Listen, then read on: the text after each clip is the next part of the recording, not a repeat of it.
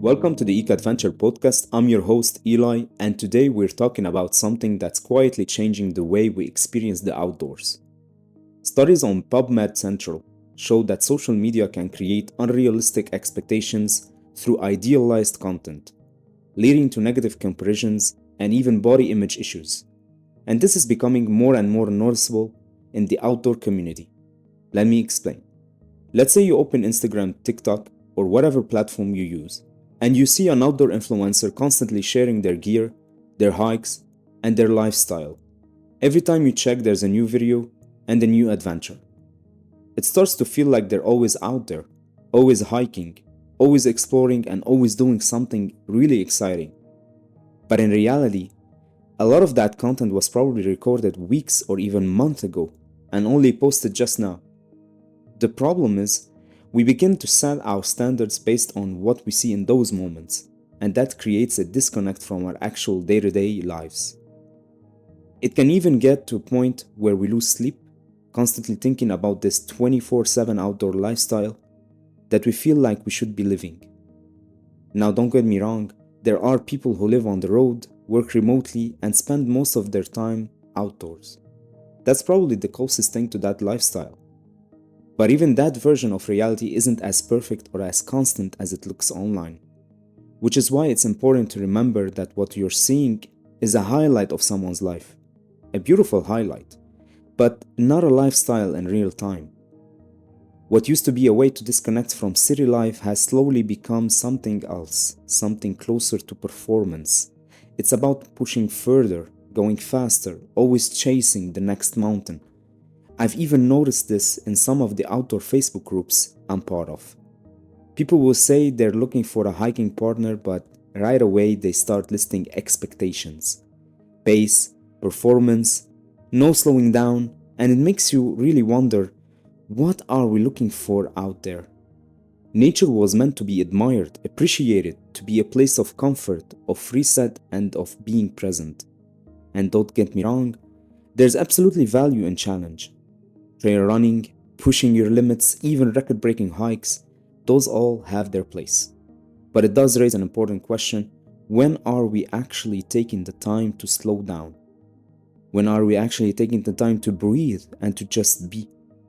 Because if we bring the same pressure from our daily lives into nature, are we really escaping anything at all? Are we really disconnecting? And this is where documenting our hikes becomes a bit of a double-edged sword.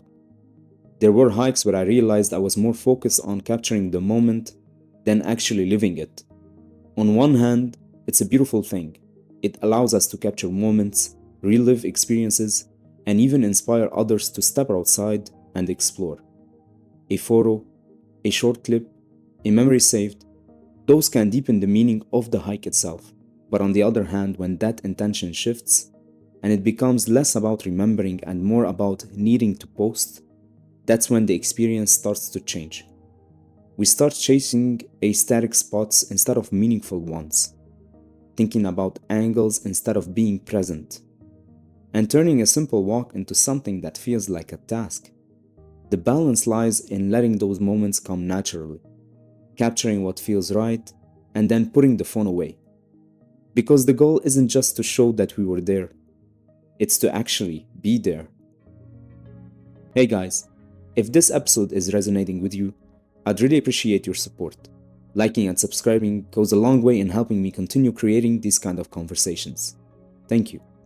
Now let's talk about AI, because this is where things start to evolve even faster. We're now in a world where you can generate the perfect hike in seconds, optimize itineraries, ideal routes, best viewpoints, and even timing broken down almost to the minute. On paper, that sounds incredible, and in many ways it is. But when everything becomes so optimized, it starts to create the illusion that there's always a perfect way to do things. A perfect route, a perfect pace, and a perfect outcome.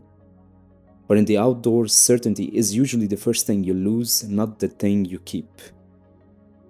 And this is not to sound pessimistic, it's just a reality that we should take into consideration.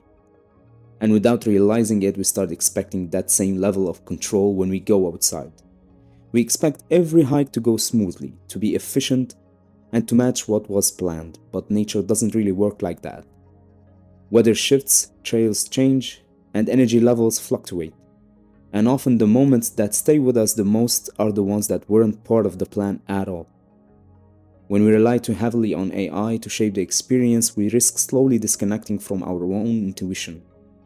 The ability to read a trail, adjust on the fly, or simply decide what feels right in the moment. And part of becoming a real outdoors person isn't following a perfect plan. It's learning how to adapt when things don't go as expected. Because AI can guide you, inspire you, and even help you prepare.